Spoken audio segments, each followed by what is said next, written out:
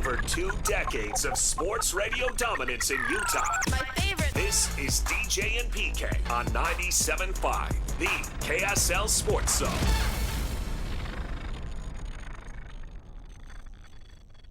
Win Big Wednesday on the KSL Sports Zone with Win Tickets Wednesday. This week, win a family of 4-pack tickets to see Zach Bryan at Rice Eccles Stadium, August 7th. Tickets on sale now at Ticketmaster.com. Get your tickets today and listen to the KSL Sports Zone all day Wednesday for your chance to win.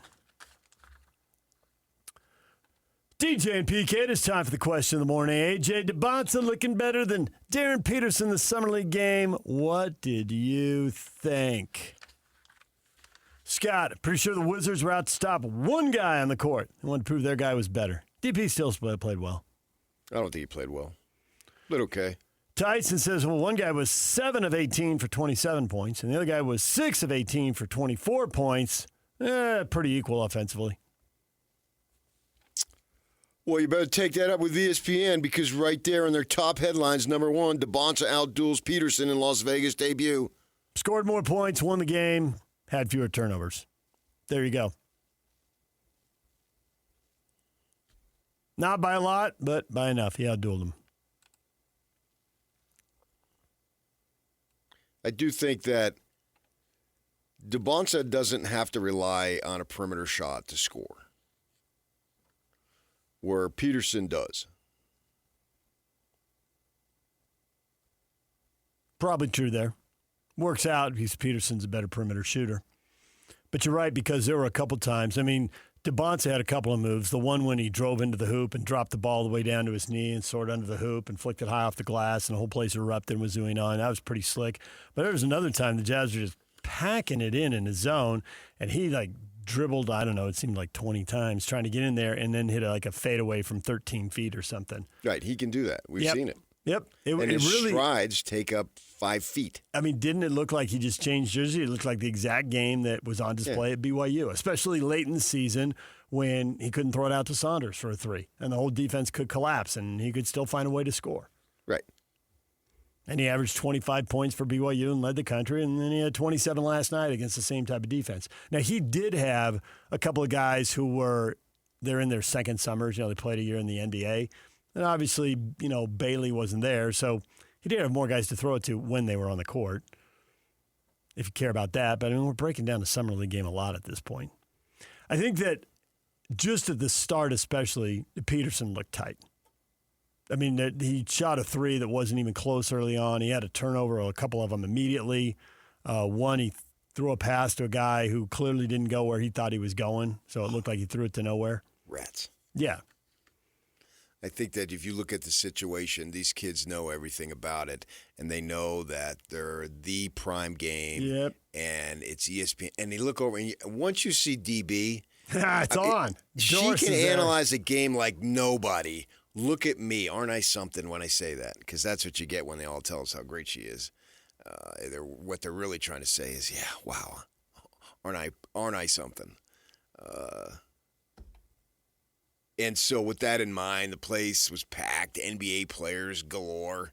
You're not going to have that here in town because there is not as much acclaim. There are fewer teams, right? And then plus you're going to get in Vegas, you're going to get former players. Paul Pierce sitting underneath the basket. Paul Pierce isn't coming to Salt Lake anytime soon. So you throw all that in there, and everybody, no matter who you are, whether you are a 10-year veteran of the Summer League or you're a 2-week veteran of the Summer League, you want to put your best foot forward. And the reason why everybody was there, the reason why they put that game at the prime time spot in Vegas was because of two guys. Your guy, our guy. Our guy, your guy. That's it. So naturally, you're going to come out fired up. And that's going to lead to a little unnatural attention that you don't have in the millions of games that you have played and will play. I mean, all eyes, even in the home debut or say game 10 in the NBA, they're not going to be on Darryn Peterson. They're going to be on Jaren Jackson. They're going to be on Markkanen and so forth, and then whoever they're playing in the 10th game. The other teams, just about every other team has somebody that is worth going to see as long as they play, and who knows if that's going to be the case. But in this situation, nobody is there to see Cody Williams. Nobody. Outside of his brother Jalen. That's it. His brother is there. Right? But the NBA convention, it's essentially a convention. And you're right. They're not there to see Cody. Nothing against him. They're there to see the top picks in the draft. Nor do I think all those guys are sitting in the gym all day long watching 4 games in a row.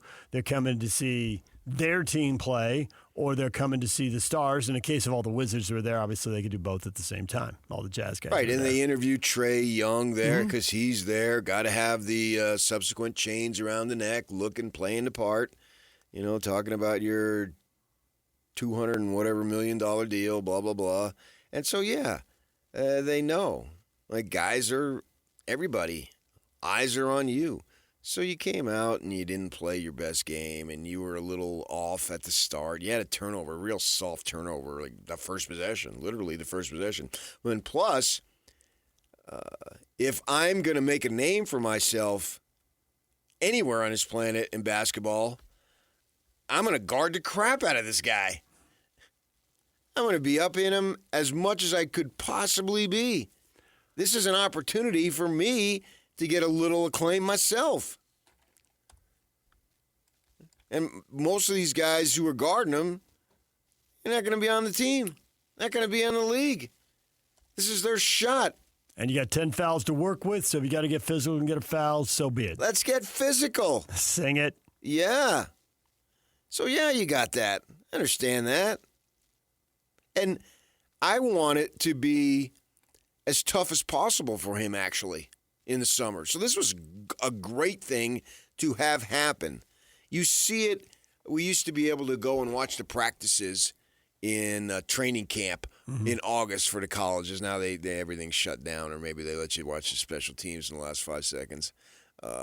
Well, they would put guys in the most difficult positions to try to create something to get them ready for the season. And the quarterbacks are always off limits. Well, if a D lineman got within 5 feet, they'd blow the whistle just to tick off the quarterback. I wasn't down. Right. They're trying to make them flustered, make them deal with some adversity and some trouble and just some circumstances that you don't get in July in the 7-on-7 or the private individual guys working out. So it's the same thing here. So I wanted to see as tough as can be for him. Now, certainly if he succeeded at the high level, that'd be awesome. But this is all about a growing situation. There is no rookie. Look at that right there. Boom. ESPN, we got the TV on, and who they showing right off the bat. They got a studio right show. They got 2 guys. Yeah, they got 2 graphics. It's not 5 guys. It's 2 guys. Carol, why can't they both just be reported as doing well? Why does it always have to be reported as a competition between 2 guys in a team sport? They were both good. Because that's why they had that. Yeah, because that's why. Dybantsa outduels Peterson. It is why they had it. And Carol, it's how the 2 guys see it. After the game, even though this is ridiculous, but they interviewed Dybantsa, right? Because he's the leading scorer on the winning team. And they talked to him about going against Peterson. He's like, it's the 4th time we played, and he got me the first 3. This is my first win. There's no standings for that. I think one game was Kansas and BYU. One game was a high school game. I don't know if the other one was a high school game or an AAU. You said 2 high AAU? school. And it was 2 high school. Okay. I didn't know the 4th game. Yeah. So, and he's keeping track that way. Everyone does. They can't help themselves. I mean, the truth is most of those guys out there are going to be in the G League or overseas playing in Europe. Well, bless moms. They want everybody to win. Yeah, okay. Bless you, Carol. PK just blessed you. Yeah, me. Make sure it's me. So if it's anything you did. You said blessed. It was very Catholic of you. I could feel the Catholic elementary school there. But you put it on me, and I stand by it. Moms want everybody to win. They do. I agree. I get it. Alex, doesn't your mom want you to win? She does. She always does. She always wants me to win. Did you hear about the Scotty G question down in Texas? The one player, he transferred from Marshall to wherever he was going, Houston, I think. Yeah, man, and your dad played at Marshall, and you went to Marshall, and I'm sure he was really happy. And then he must have been really upset when you wanted to leave, at least at first, because that was his school. We are Marshall, blah, blah, blah, blah, blah, blah. What'd your dad say to you when you transferred? He's dead. Downer. Oops. Not that Scotty was supposed to know that the guy's father passed. That it would have been awkward. Yeah. Yeah. But under the circumstances, it wasn't that awkward. He handled it well. I mean, how's some out-of-town dude supposed to know that this guy will be the only time ever that you talk? What was awkward was a couple of times that we had guys and they were introduced as somebody else. That's awkward. Yep. That's awkward. Because there's been a miscommunication. I did have one little awkward thing. There was a receiver or DB from Arizona, and I had the other guy's name on my computer, so I was thinking of him, even though I knew. And I said, "So you followed Brennan to Arizona?" No, I didn't. And I quickly, "Oh, yeah, that's right," because I'm looking at the other guy. Right, yeah. And you're a Phoenix guy, and I knew where you went to high school. Yeah. So you didn't follow him. I corrected myself real quick. Derek says they pressed DP for 94 feet every time he had the ball, and there's no other threat for him to dish it to, so Washington could continue with the double team and aggressive D on him. Also, AJ had most of his points at the stripe, which now are 2 points instead of 1. It's a misrepresentation of my view, and my view is usually worthless anyhow. Smiling, giggling emoji. I like how already the defense of Darryn Peterson has started. He's our guy, and you can't criticize. Everybody else can make horrible trades and horrible signings with the salary cap, but our people don't. No, they had to do it, and it was a great move. And over here, you're already defending Darryn Peterson at the expense of A.J. Dybantsa. Now, maybe that might be some Ute fans in there, and they don't want to give the Cougar legend. You can't be a legend if you played one season. It's simple as that. You are not a legend if you played one season. It was a transaction. You were here, you're gone. Yeah. Nobody says Arizona Wildcat legend Lowry Markkanen. Nobody. Nobody says that. Another one and done. Yeah. And that's the way the system requires them to do, so they do it. Look, they're just breaking it down like crazy here. They got the chubby guy on there to talk about that. He's in. They got a picture of San Francisco in the back or New York in the background. So yeah, it was the story for sure. And Peterson had a little more struggle, and they defended him. They defended him more than that. I think they picked him up as soon as he came out of the locker room in the tunnel. Nice. So it was like 107 feet. Love that cliche. Mike says Darryn had an off night, but he's still only 3 points shy of Dybantsa. The way each was defended was massively different. I'm happy with our guy. He's got to work on breaking double teams, though. Well, that's what Summer League is for. Quote, our guy. I rest my case. Our guy. Another game day. But while he's glued to the TV, I'm winning my own way with Missed Play. Let's go! Missed Play rewards me just for playing free mobile games. I earn points and swap them for gift cards to Amazon, Uber Eats, and Sephora. Yeah! We won! And I just redeemed a Target gift card. Woo!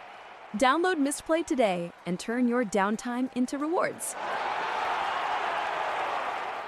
On the under $3 menu at McDonald's, the sausage burrito is $2. So dip, drizzle, or douse to your heart's desire. Because no matter how you sauce your sausage burrito, it's still just $2 with McValue.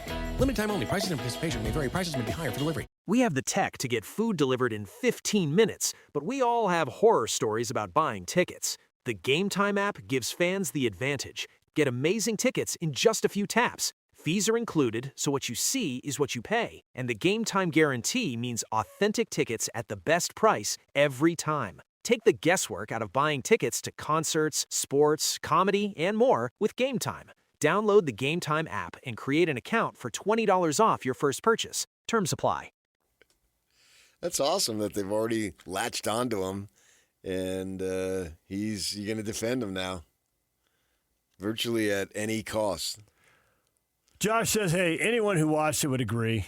If the Wiz didn't take AJ, the Jazz would have had him. If they're number one instead of the Wiz, they're taking him. But I'm excited for DP and Bailey. Me too. Sounds like Josh likes both those guys a lot. Eric, they blitzed DP all night. No attempt to even double AJ. Not a big deal. They can't do that in a normal NBA game. I bet they can. Why would they, though?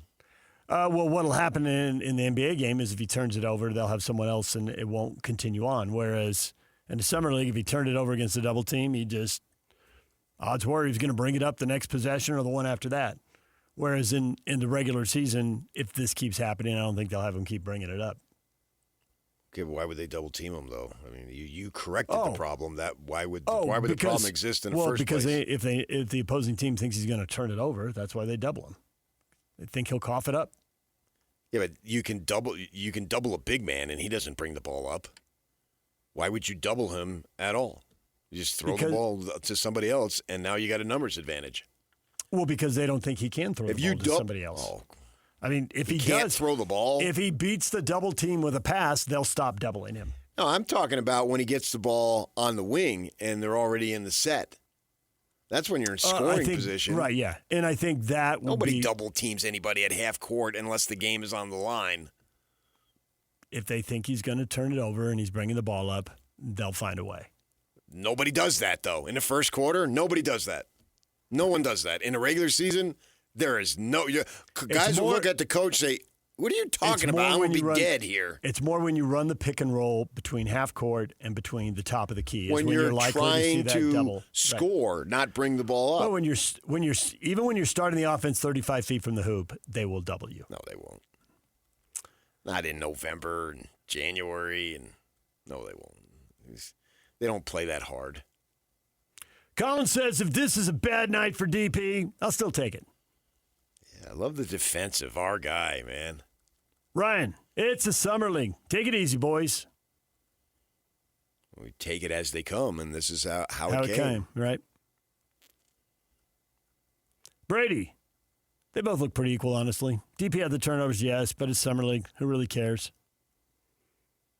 Well, then why would you say they look equal if you really care, if you don't care? They care. David, I agree. AJ had the better game, but it shows you how good DP is because he had a bad game and he nearly matched AJ's stats. But his team didn't win the game. It's all about the W's and the L's. Randy, it's a single game, gentlemen, and I use that term loosely. Well, hold on loosely. I feel like you're halfway to some lyrics there. Oh, yeah, it is a single. They're not playing a best of 7 here. Thank goodness. Every game is a single game until the playoffs. Jesse says bad nights happen. It's all part of the learning process.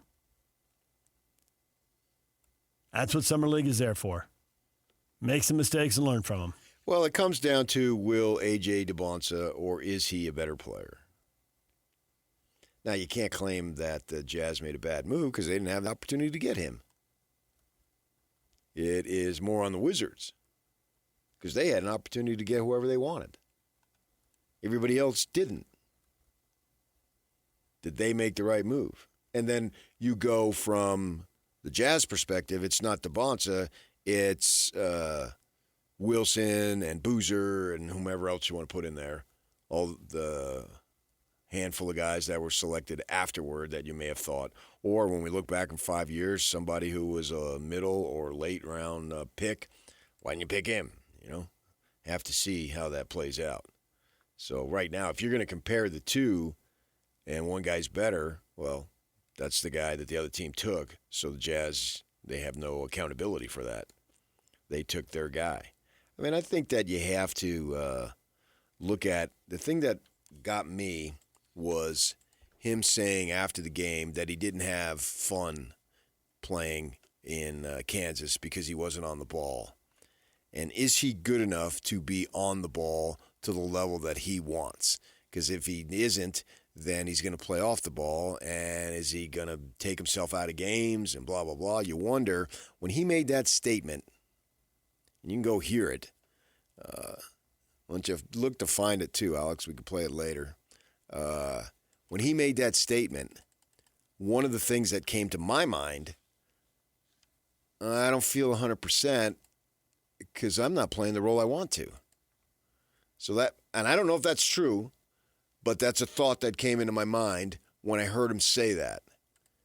And if he would have been playing on the ball, does he sit out the second half against BYU? Does he sit out those two handfuls of other games? Now, maybe he does. And maybe that cramping and all that stuff, that was legitimate and it forced him to get to the sideline and not play. I don't know any of that. Don't know that it's linked.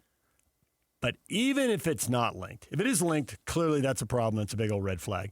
Even if it's not linked, I mean, the history of the NBA, just the history of the basketball, including your pickup game,